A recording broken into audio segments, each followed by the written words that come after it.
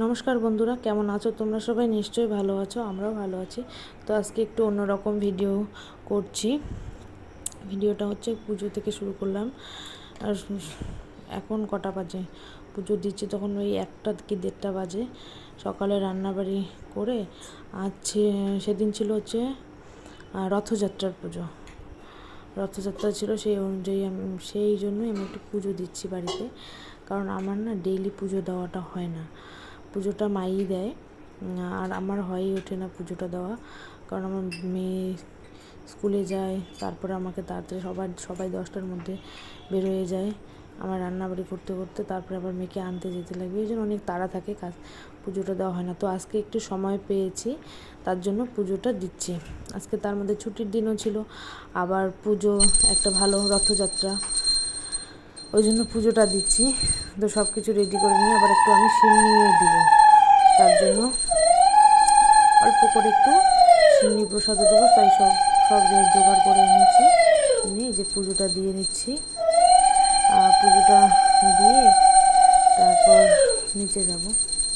তো দেখতেই পাচ্ছ যে আমি পুজো দিচ্ছি, সব কিছু গুছিয়ে নিয়ে পুজোটা তাড়াতাড়ি করে দিয়ে নিচ্ছি। তো দেখতে থাকো।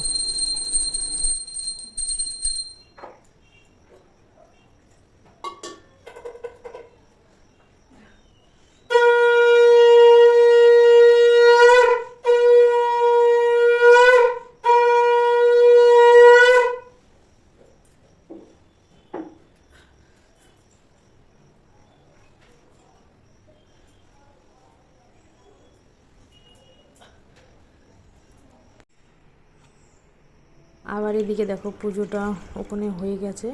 তারপরে আমি এদিকে সিন্নিগুলো তো আমি গোটা দিয়েছি, তারপরে এখন এগুলোকে এখন মেখে নিব। এমনি আর কি পুজোতে দিয়েছি, এখন এগুলো মেখে নিয়ে তারপরে আবার দিয়ে দেবো। যে মেখে নিচ্ছি কী কী দিয়েছি, কলা, সুজি, তারপরে আটা, গুড়, দুধ তো অবশ্যই। তারপরে এদিকে আবার একটু ড্রাই ফ্রুটস দিয়েছি, কাজু আর কিশমিশ, এগুলো। আর তোমরা তো সবাই জানো এগুলো সিন্নি করতে কী কী লাগে। তারপরে আবার শেষে আবার ঘিও দিয়েছি। এই যে আমার পুজো হয়ে গেছে। আমার সিন্নি প্রসাদ কেমন হয়েছে দেখতে কমেন্টে বলো।